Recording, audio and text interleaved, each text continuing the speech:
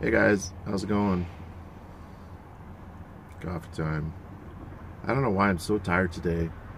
Got a good sleep. The night before, I did not get a good sleep. I woke up, I went to bed at 9:30 because I was so tired. And then I woke up at 12:30 in the morning and couldn't get back to sleep for like, 3 or 4 hours. So that sucked. Anyway, this video is about insulation and why I will not use spray foam for me personally. I've seen people do it. I wouldn't do it personally. I'm seeing a lot of van builds these days with the rigid foam around the outside of like a recessed panel, but then they use the spray foam around the edges. I still wouldn't do that. There's a couple reasons. Let's see here.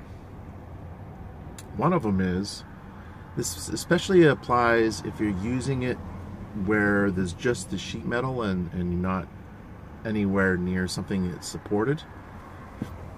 So if you're using it where the sheet metal is that's unsupported and it's just thin sheet metal, the spray foam can actually warp the sheet metal. And if you don't apply it right, you could bend your sheet metal outwards or something like that. So that's one reason. I think if you use it in the ribs, maybe better chance of not having that happen, because the ribs are attached to the sheet metal, so that would strengthen it.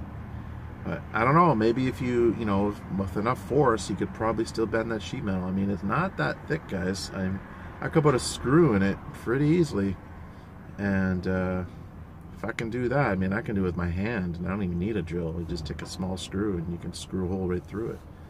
So it's not that thick. Another reason to that I don't use thermal. What am I saying? Thermal. I need more coffee. Another reason I don't use still need more coffee. Foam insulation, spray foam.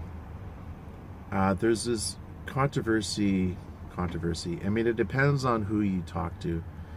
The people that sell spray foam say, oh, it doesn't absorb water. Well, other people have used it and say, yes, it does. So I would venture to be on the cautious side of things and not use it, because it's quite likely to absorb water.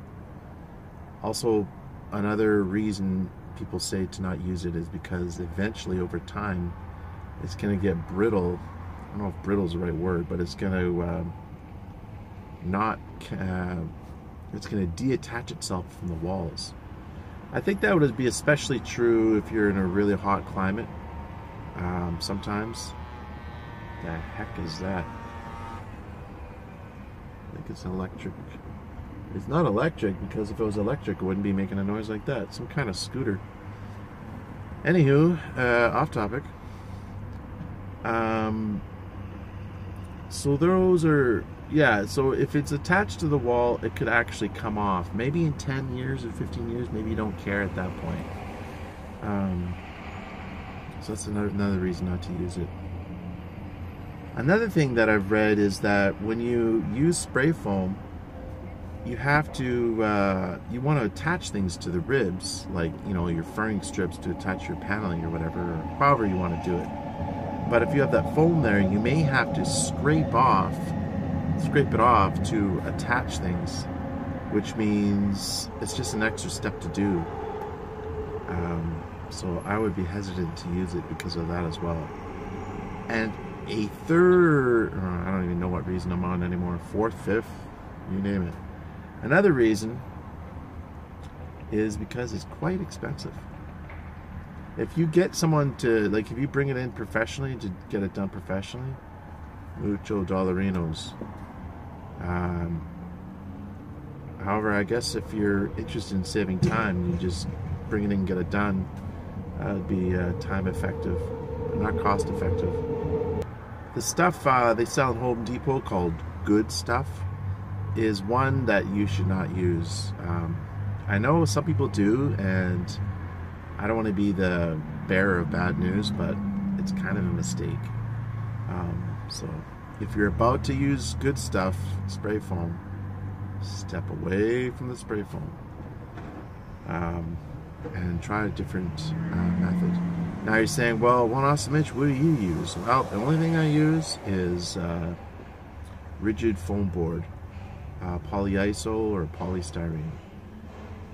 And a large reason I do this, this is kind of my method, is because I've done like 2 vans with it. I know it works.